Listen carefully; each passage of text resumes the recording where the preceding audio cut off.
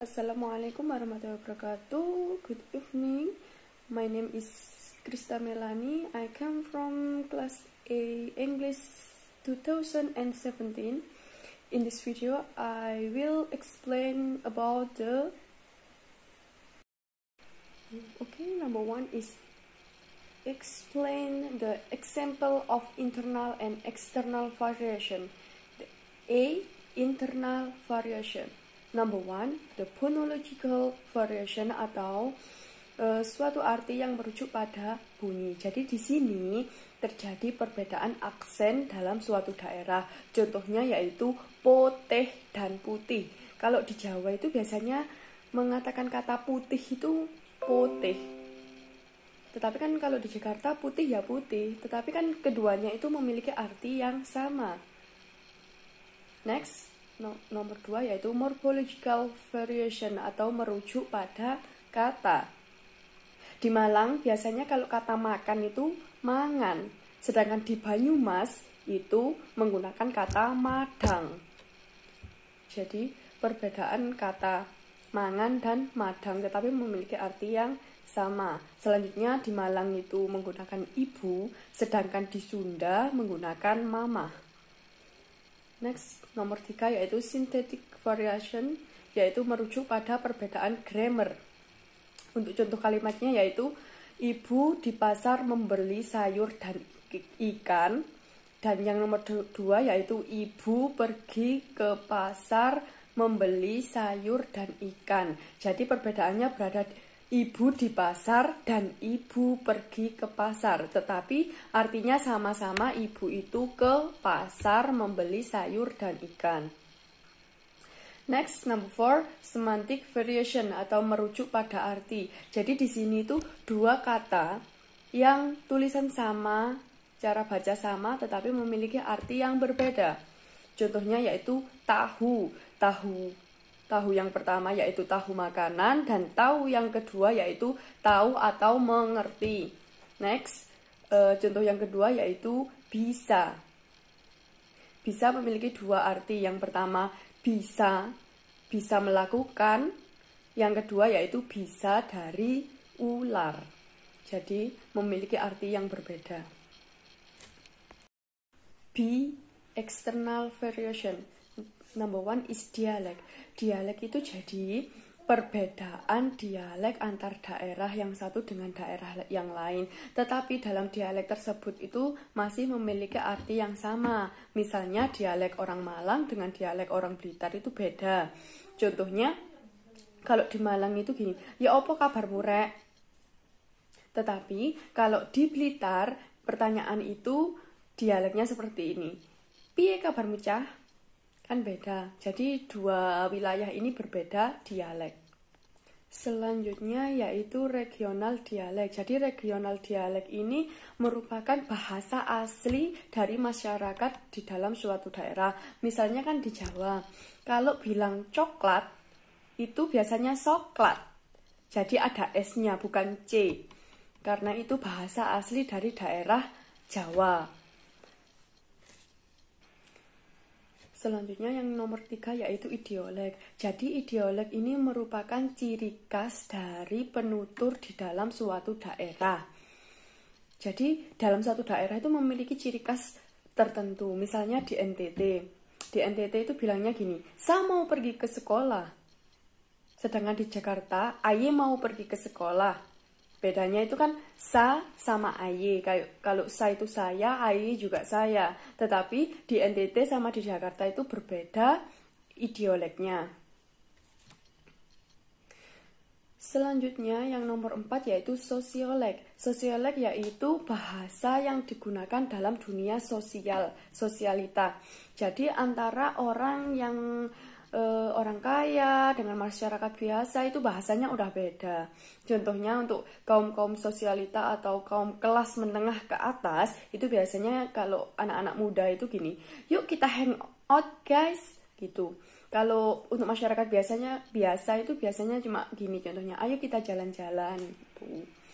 Next, Untuk yang nomor 5 yaitu kronoleg dialek. Jadi kronoleg dialek ini memiliki arti bahwa suatu bahasa digunakan dalam masa tertentu. Misalnya kayak NU. Kalau dulu kan NO, Nahdlatul Ulama. Kalau sekarang kan jadi NU, Nahdlatul Ulama. Dan untuk contoh yang kedua yaitu di Jakarta. Kalau dulu kan ada DJ-nya. Kalau sekarang kan udah berganti menjadi Jakarta. Jadi untuk kronoleg dialek itu variasi bahasa yang digunakan kelompok sosial pada masa tertentu. Next, number 2 is concept of bad language in my culture. Jadi untuk konsep bahasa buruk di daerah saya pada masa sekarang itu banyak sekali masyarakat yang menggunakan bahasa kasar dan bahasa kotor sebagai bahasa sehari-hari. Jadi untuk masyarakat di daerah saya itu banyak yang meninggalkan bahasa Jawa Kromo Inggil. Jadi untuk berkomunikasi dengan masyarakat, dengan orang yang lebih tua, dengan orang tua itu mereka sudah jarang sekali menggunakan bahasa Kromo Inggil. Ya, kalau untuk menghormati orang yang lebih tua biasanya mereka menggunakan bahasa nguku alus, jadi sedikit berbahasa tetapi nggak halus banget kayak Kromo Inggil. Biasanya orang-orang di Jawa, khususnya di daerah saya di Malang, itu banyak sekali orang biasanya kalau berkata kotor, berbicara dengan teman sebaya, terus kayak ingin mengumpat, menjelek-jelekan orang lain, itu mereka menggunakan bahasa yang kotor atau bahasa yang buruk. Contohnya itu kayak gini, misalnya di wilayah saya, misalnya ada seseorang melakukan kesalahan gitu ya, sama temannya itu dimaki dengan menjelekkan, dengan menyebutkan anggota tubuhnya, misalnya matamu nandi gitu. Itu merupakan bahasa yang buruk. Atau gini, oh anjene kupingmu nggak kerungu, itu juga bisa. Selanjutnya dia juga menjelekkan seseorang menggunakan kata oh ndesoi gitu. Terus ada juga gini, oh misalnya anaknya itu tingkahnya itu hiperaktif gitu ya, sama ada orang yang menjelek-jelekan oh anjana anaknya ulo gak iso meneng, itu juga bisa. Itu merupakan bahasa buruk di daerah saya. Dan ada juga yang kata-kata misuh, misalnya jang titik-titik itu. Terus ada juga jan sekian-sekian. Jadi kalau di daerah saya itu ya ada yang seperti itu, tetapi ada juga yang masih memiliki sopan santun, unggah-ungguh, itu ada juga. Number 3 is cooperative principle, maxim violation and its possible implication from Doraemon movies. A. Cooperative principle. Number 1 is maxim of quality. Jadi di sini maxim of quality itu fakta yang terjadi. Untuk dialognya Doraemon berkata, Nobby, you need to be more realistic. Do you realize how far away it is? Yang artinya, Nobby, Anda harus lebih realistis. Apakah Anda menyadari seberapa jauh itu? Jadi faktanya itu bahwa Jerman itu sangat jauh. Jadi si Doraemon itu meyakinkan Nobby bahwa itu jauh dan tidak mungkin terjangkau. Next, number 2 is maxim of quantity. Untuk dialognya yang pertama Ludi, what is your name? Doraemon menjawab, my name is Doraemon. Jadi antara pertanyaan dengan jawaban itu sinkron. Informasi yang diberikan itu sesuai antara jawaban dengan pertanyaan. Next, number 3 is maxim of relevant. The dialogue, Doraemon, who is person in the pictures? Dan Ludi menjawab, that's Baron Erik von Mitschus, my ancestor. Jadi di situ Doraemon bertanya siapakah orang yang ada di gambar tersebut, dan Ludi menjawab bahwa itu Baron Erik von Mitschus atau dia adalah nenek moyang dari Ludi. Jadi di sini maxim of relevant itu informasinya harus akurat dan sesuai dengan kenyataan. Next, nomor 4, maxim of manner. Jadi di sini maxim of manner itu menghindari ambigu atau informasinya harus akurat. Untuk dialognya yang pertama yaitu Nobita.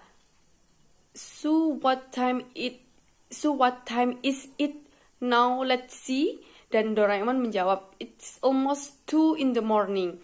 Nobita itu bertanya, jadi sekarang jam berapa? Dan Doraemon itu menjawab, sekarang hampir jam 2 pagi. Jadi informasinya itu tidak ambigu. Informasi tersebut akurat sehingga si penutur dan si pendengar itu menjalin sebuah komunikasi yang relevan atau yang sesuai. B. Floating maxim. Jadi di sini yang pertama yaitu floating quality atau pelanggaran maksim kualitas. Jadi di sini untuk dialognya yaitu that's the tower at Rose It's, yang artinya itulah menara mawar itu. Padahal di situ implicature-nya itu menara yang berbentuk mawar, tetapi dia menyebutkan itu menara mawar atau menara bunga. Selanjutnya yaitu floating quantity, dan yang nomor 3 yaitu floating relevant. Untuk dialognya, Mom, could you get me the broom? Dad, sure, it's just over there. Untuk ibunya itu berkata bahwa, dapatkah kamu mengambilkan sapu atau bisakah kamu mengambilkan sapu? Sedangkan si ayah menjawab, sepertinya ada di sana. Jadi di situ itu kayak jawabannya itu tidak sesuai dengan pertanyaan. Implicature-nya bahwa ayah itu sebenarnya mau mengambilkan, cuma dia lupa menaruhnya. Jadi dia bilang bahwa sepertinya ada di sana, tetapi dia ingin mengambilkannya. Next, nomor 4 yaitu floating manner. Untuk dialognya, Nobita, hello, can anybody hear me? Dan Luti menjawab, Nobi, I am here, I am Luti. Jadi di situ itu terjadi floating agar si pendengar itu melakukan suatu hal. Jadi tidak akan bertanya-tanya lagi. Kan itu si Nobita bertanya, halo, adakah yang bisa mendengarku? Dan Luti itu menjawab, Nobi, saya di sini, saya Luti. Jadi Nobi bisa membukakan pintu dengan segera. Number 4 is politeness strategy, speech act, and possible implicator in debate Donald Trump and Joe Biden. A is politeness strategy. Jadi di sini di dalam debat itu ada beberapa strategi yang diterapkan, baik itu terhadap si Donald Trump dan si Joe Biden. Ada beberapa kriteria-kriteria yang dilontarkan Kristen Welker. Salah satunya yaitu Donald Trump dan Joe Biden dilarang berbicara sebelum ditanya oleh si Kristen Welker. Dan juga Kristen Welker menyampaikan terdapat kesopanan-kesopanan dalam berdebat. Misalnya, dilarang memotong pembicaraan si salah satu dari kedua orang tersebut. Terus selanjutnya, ketika salah satu orang itu menjawab pertanyaan, maka mic dari lawannya tersebut akan dimatikan sehingga dia tidak dapat berbicara untuk menyelai atau untuk memangkas jawaban-jawaban dari salah satu si debat tersebut.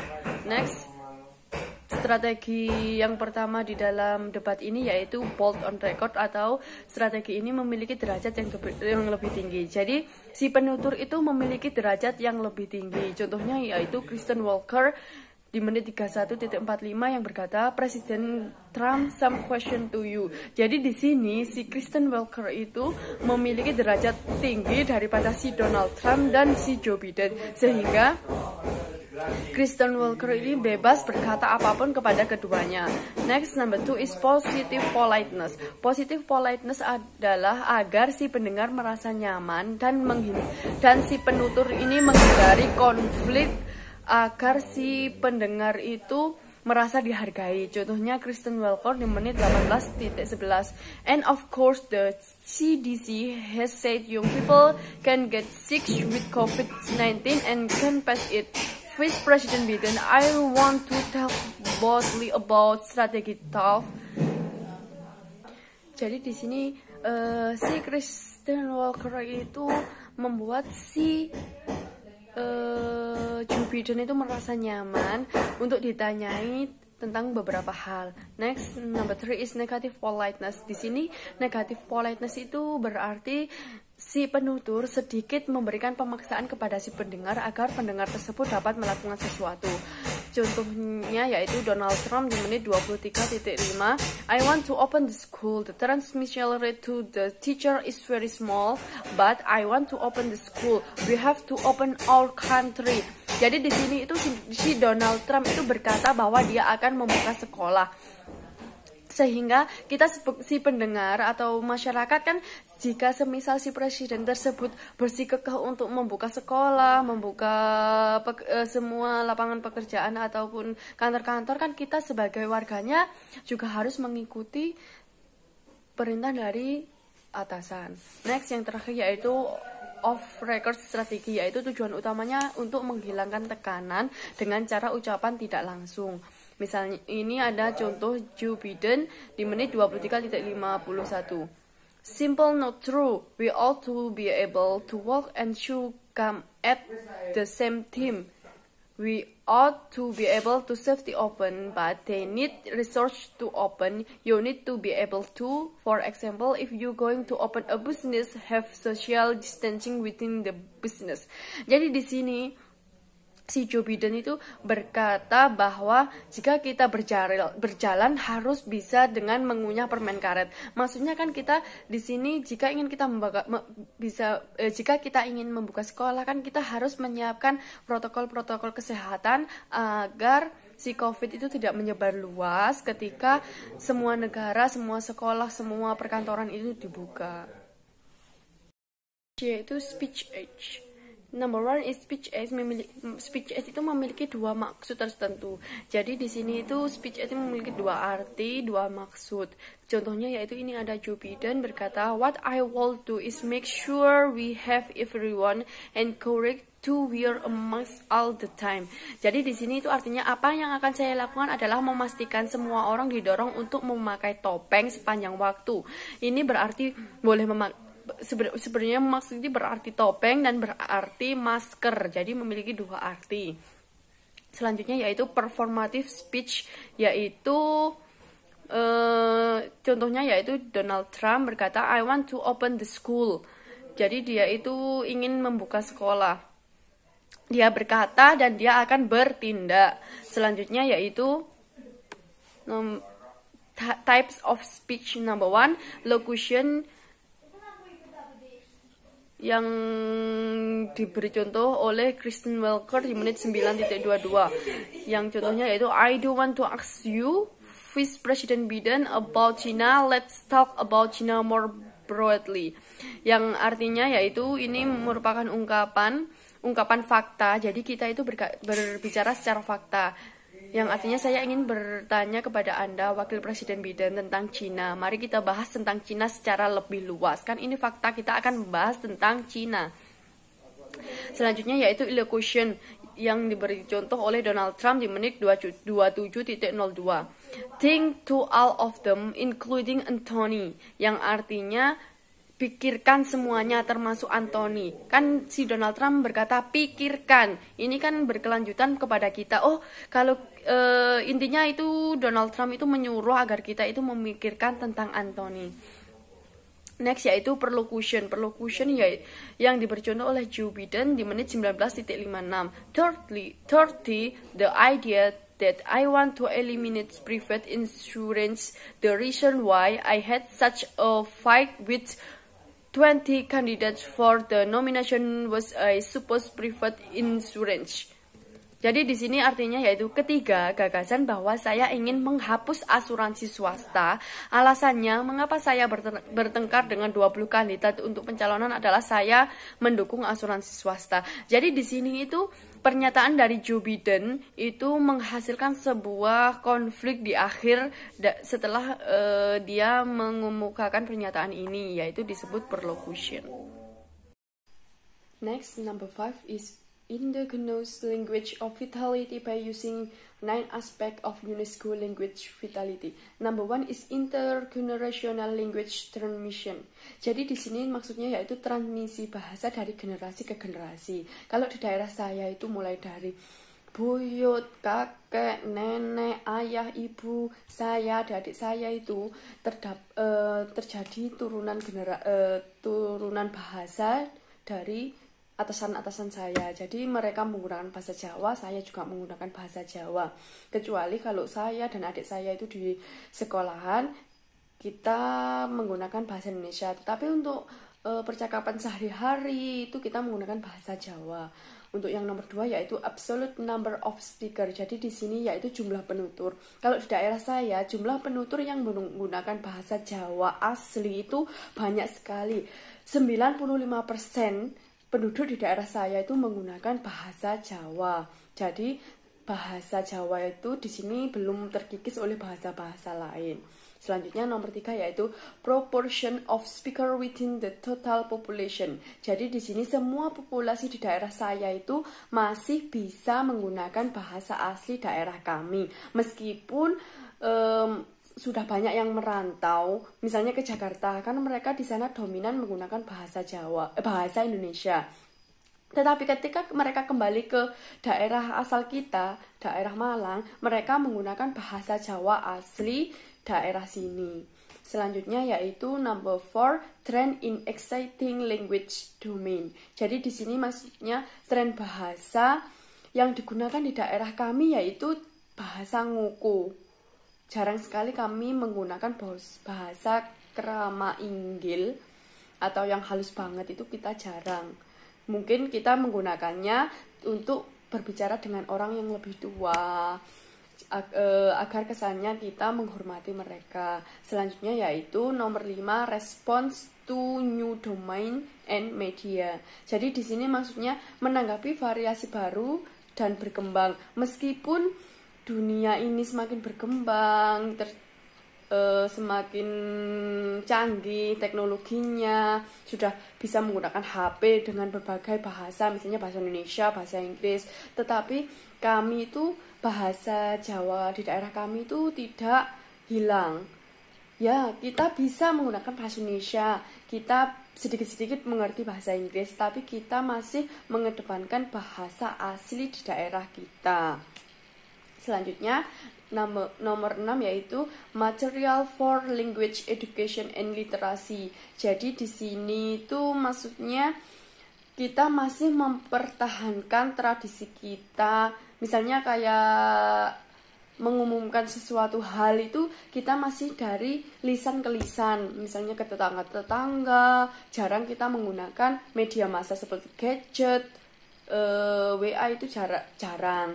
Jadi kita masih mengedepankan, mempertahankan tradisi lisan menggunakan bahasa asli kita.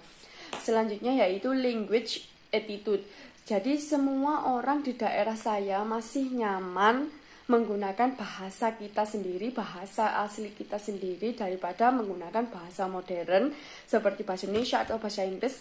Karena gimana ya, di daerah kami itu masih kental dengan budaya Jawa, baik itu bahasa, adat istiadat, terus agama itu masih berhubungan dengan kejawen.